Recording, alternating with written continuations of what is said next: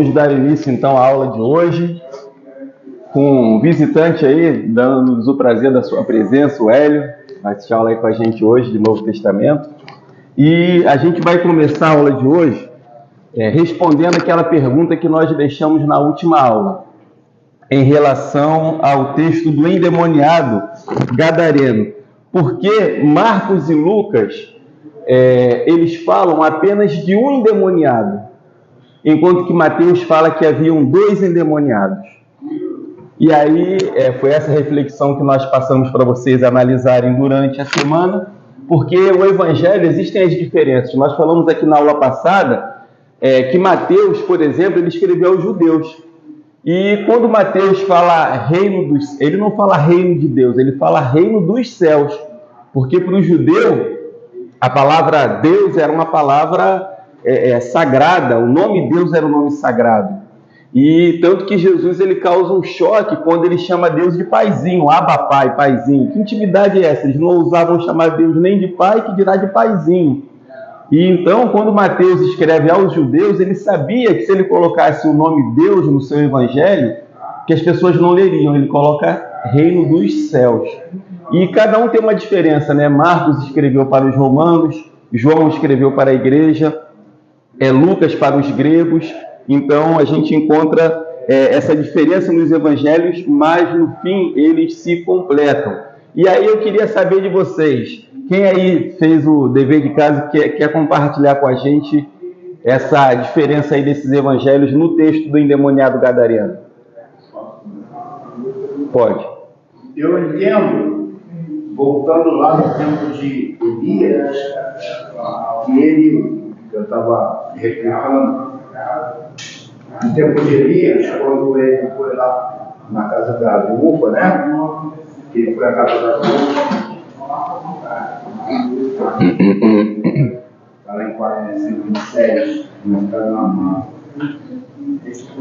E Elias vai à casa da viúva e ela fala assim: que tem meu contigo, filho de Deus, né? Porque fizeste morrer meu filho por causa da minha iniquidade, né?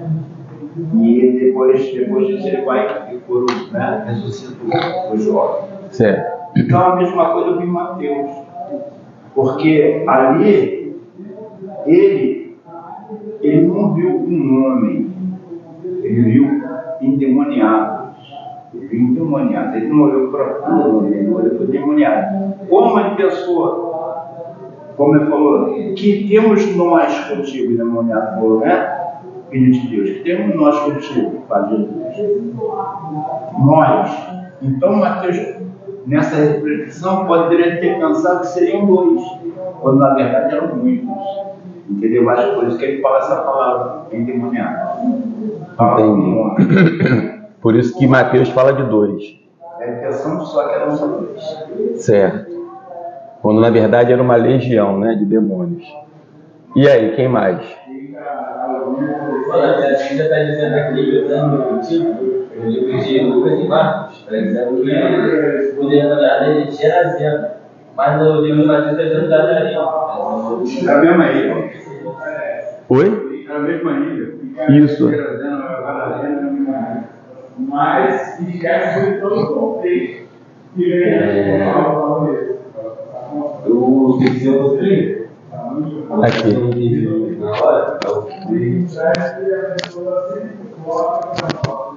eu pesquisei um pouquinho, eu não entendi muito na hora não. Demorei um pouco, fiquei meio perdido no estudo. Aí eu consultei meu pai, entendeu? Ele me ajudou um pouquinho.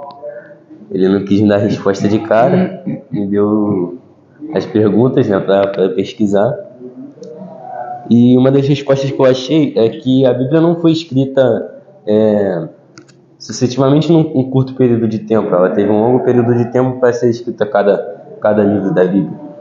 E como vocês sabem que Mateus ele ensinou para os judeus, pregou para os judeus, Marcos para os romanos e Lucas para os gregos, tinha uma diversidade nas línguas, nos costumes, nas gírias. Então são coisas que poderiam ter afetado a interpretação da Bíblia.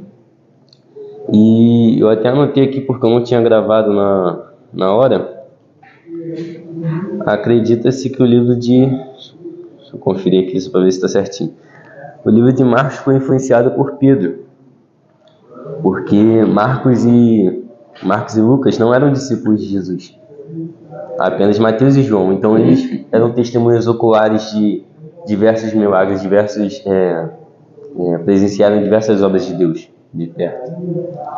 Então acredita-se que o livro de Marcos sofreu uma influência muito grande por parte de Pedro, e o livro de Lucas por parte de Paulo, porque não eram discípulos que estavam caminhando com Jesus, não testemunharam, não visualizaram as obras de Deus. Então são coisas que podem ter mudado a interpretação da Bíblia. Outras pessoas acreditarem que não eram dois endemoniados, mas eram um. E entendi, como eles não presenciaram, eles ouviram só a história, eles podem ter escrito que foi uma boa teoria. E mesmo porque Lucas era estudado, né? Era médico, era escritor, ele estava escrevendo para os gentios, né? Ele não estava escrevendo já para judeus, então ele teve uma visão diferente de tudo aquilo que ele viu, é o que o irmão aqui falou. Lucas não andou com Jesus, ele era discípulo de Jesus, mas tudo ele aprendeu com Paulo, né? Nas visitas que ele fazia a Paulo. Marcos também não era discípulo de Jesus, mas não era apóstolo. Marcos ele não foi apóstolo de Cristo, foi só discípulo. Se você for numa genealogia da coisa, a maioria dos evangelhos foram tirados de Marcos. Marcos tem um evangelho mais plano, né? Embora ele tenha pregado para os romanos aqui, o evangelho dele, mas na Septuaginta, quando se faz a tradução da Bíblia, os 40 anciões lá, quando se fazem a tradução da Bíblia, eles não podiam ter, nenhum podia ter a divergência com o outro, porque senão era morto ali, estava errado a tradução. Mas de lá para cá a Bíblia não foi mudado o que estava escrito, mas foi falado de uma forma diferente.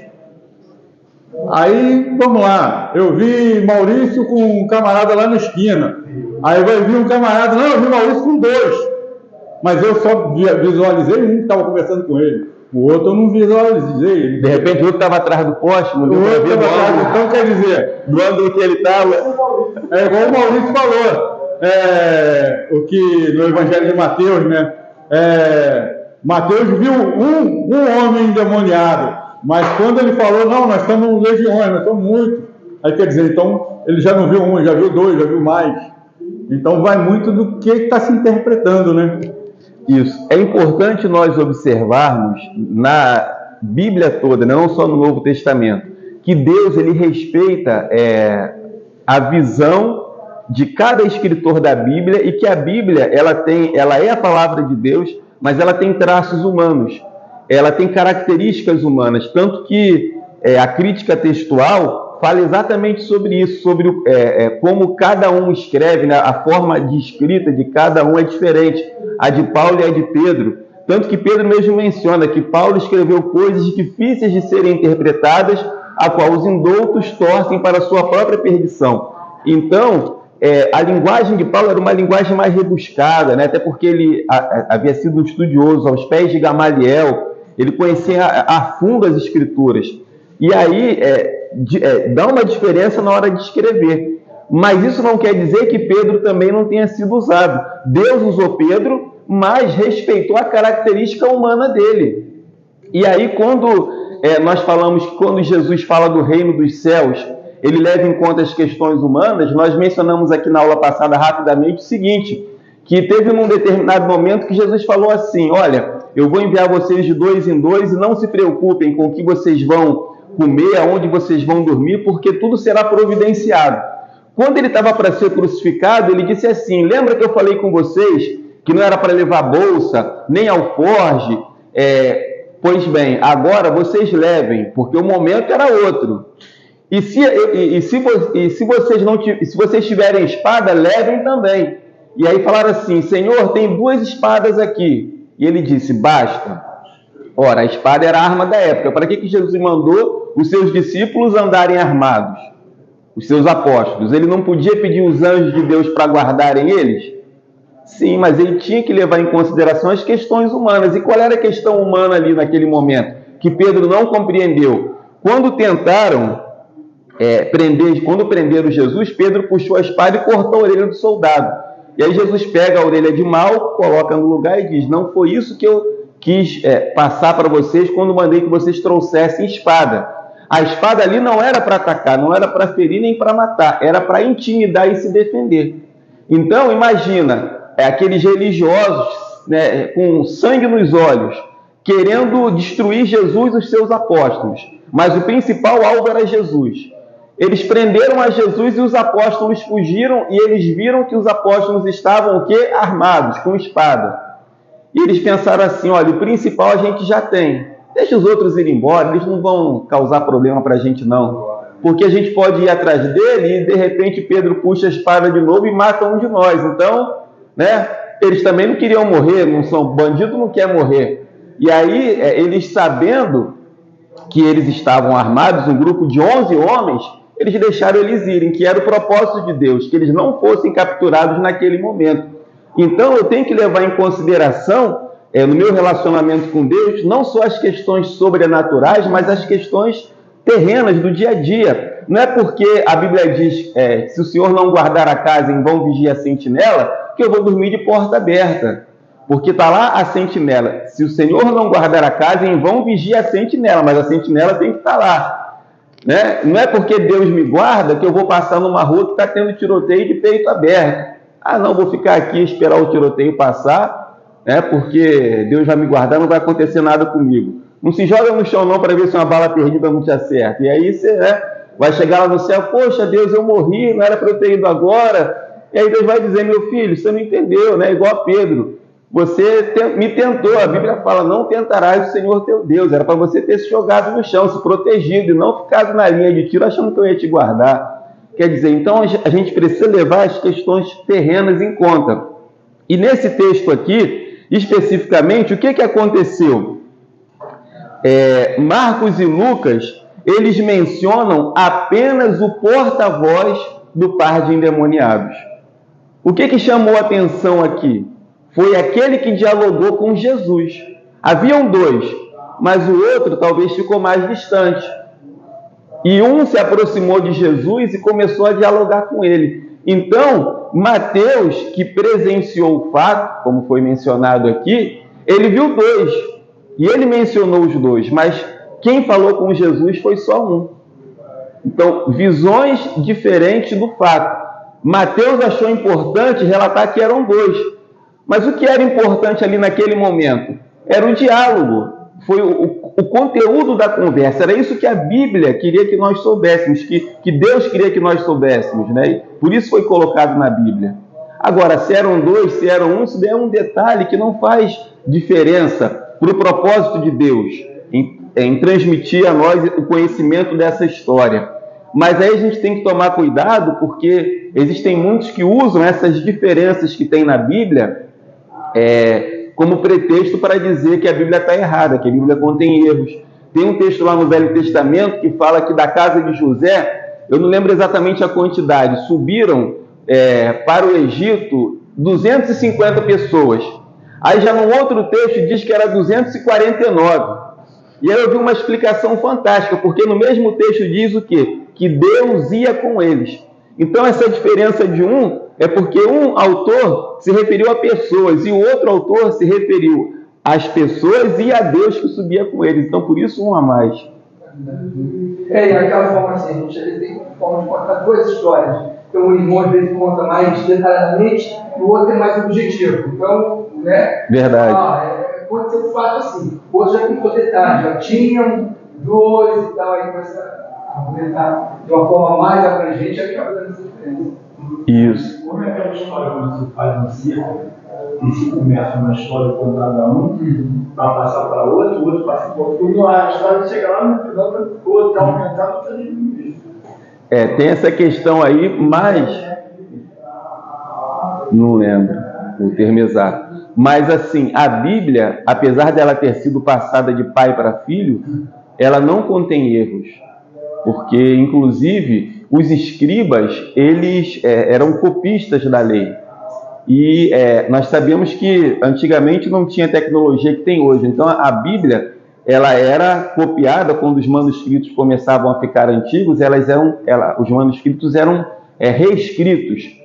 E aí, como é que a gente faz a análise desses pergaminhos antigos que são descobertos?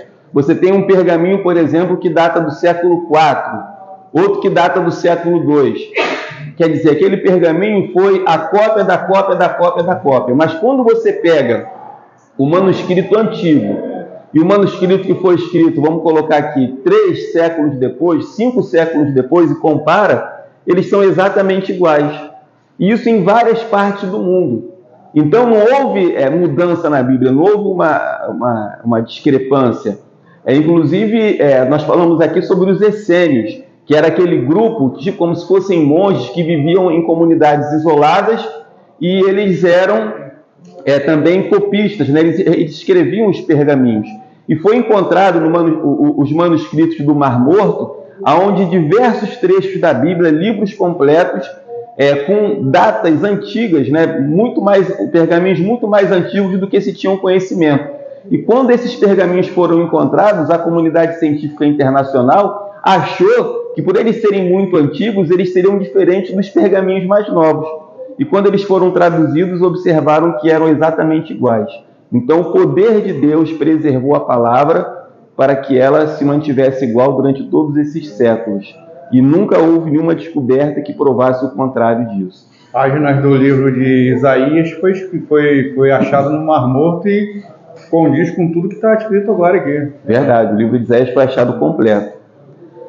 E quando Jesus ele vai proferir os seus ensinos, ele usa muitas técnicas. Uma das técnicas que ele usa é a hipérbole, o exagero. E aí ele diz assim: se teu olho te escandalizar e te fizer pecar, arranca-o. Melhor você entrar na vida sem um olho do que ser lançado o corpo todo no inferno. Ou então, se a tua mão te faz escandalizar, corta fora.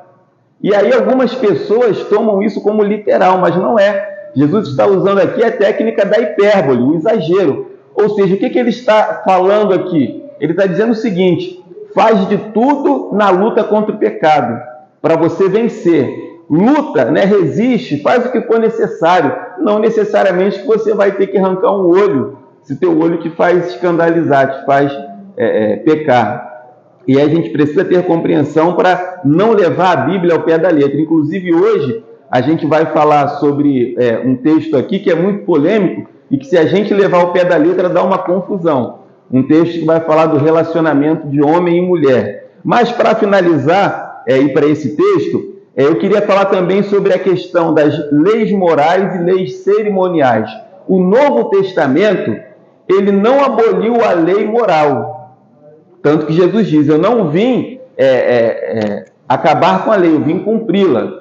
Mas ele estava falando ali da lei moral, que é: não matarás, não roubarás, não dirás falso testemunho, né? Isso daí Jesus não veio acabar. Mas ele está falando, ele veio cumprir com a sua vida as leis cerimoniais. Então, com o Novo Testamento, as leis cerimoniais elas foram abolidas. Sacrifício de animais, todos aqueles rituais do templo, do Antigo Testamento, né, a guarda do sábado, luas novas, tudo isso daí acabou. E fica muito claro lá em Colossenses capítulo 2, do verso 8 ao 17. Alguém lê para a gente, por favor? Colossenses 2, do 8 ao 17. Porque nós temos a Igreja Adventista do Sétimo Dia, que insiste que nós temos que guardar o sábado. A gente conhece alguns que são dessa igreja, e quando dá sexta-feira, 6 horas da tarde, eles não fazem mais nada, porque o sábado deles começa na sexta e termina no sábado às 6 horas da tarde. E eles usam uma série de textos do Antigo Testamento, do Novo Testamento, falando sobre a guarda do sábado. Mas olha o que a Bíblia, o Novo Testamento, diz e que desconstrói essa questão do sábado. Colossenses 2, do 8 ao 17, quem achar pode ler com o microfonezinho na mão. Quem vai?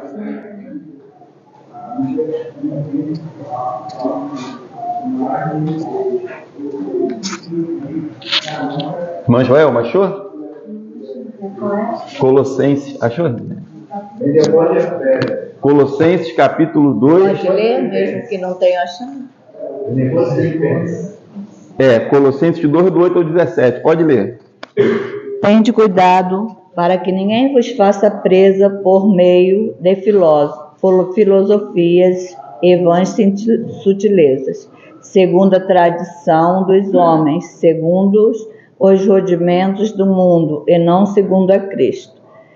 Porque nele habita corporalmente toda a plenitude da divindade, e estais perfeito nele, que é a cabeça de todo principado e potestade, no qual também estais circuncidados com circuncisão não feita por mão no despojo do corpo da carne, a circuncisão de Cristo. Sepultados com ele no batismo, nele também ressuscitaste pela fé no poder de Deus, que o ressuscitou dos mortos. E quando vós estáveis mortos no pecado e na incircuncisão da vossa carne, vos vivificou juntamente com ele, perdoando-vos todas as ofensas. Havendo riscado a cédula que era contra nós nas suas ordenanças, a qual de alguma maneira nos eras contrária, e a tirou do meio de nós, cravando-a na cruz, e depositando os principados e potestades, os expôs publicamente, e deles triunfou em si mesmo. Portanto, ninguém vos julgue pelo comer, ou pelo beber, ou por causa dos dias de festa, ou da lua nova, ou dos sábados, porque são sombras das coisas futuras, mas o corpo é de Cristo. Olha aí. Então, diante de uma realidade espiritual, onde os principados e potestades foram despojados, onde nós estamos diante de uma nova aliança, todos aqueles rituais do passado perdem o sentido, eles são apenas a sombra das coisas que estão por vir. Por isso o apóstolo Paulo está dizendo, ninguém vos inquiete vem inquietar vocês pelas luas novas, sábados, porque agora o corpo é de Cristo, nós estamos vivendo numa nova aliança. E aí, por isso nós não guardamos mais o sábado. Agora, vamos passar para o texto principal. Aí Jesus deixa você falou dois termos aí, porque é leis morais e cerimoniais. Jesus deixou dois cerimoniais, né? Que é o batismo e a ceia. Na verdade, o batismo, a ceia é um memorial, né? E o batismo é uma ordenança. Não é uma, vamos colocar assim, uma lei, né? É uma ordenança que uma nova aliança que fala figurativamente daquilo que aconteceu. A circuncisão foi praticamente com os judeus lá, e nós cristãos ficamos com o batismo e com a ceia para lembrarmos de Jesus Cristo, né? Sim. Com essa aliança fechada. Voltando lá no texto do endemoniado lá, é muito engraçado que Jesus, depois ele foi expulso da ilha, porque ele jogou aqueles porcos foi tudo jogado para esse dia, acabaram com a nossa comida aí. Olha o prejuízo que ele nos deu. Então, quer dizer, aquilo ali foi coisa que eles Jesus foi lá, livrou eles do endemoniado que estão presos. Jesus foi lá e livrou eles do endemoniado que perturbava toda uma ilha, mas eles não viram isso, eles viram que Jesus deu um prejuízo, um monte de corpo para eles. Sim. Não se atentaram para as questões espirituais que eram muito mais importantes, né? Depois de ver aquele homem liberto, um homem que dava trabalho na cidade, que tentaram acorrentar ele várias vezes porque era uma pessoa agressiva, vivia em cemitérios e não conseguiam prender ele, deviam ter agradecido a Jesus, quando na verdade, né,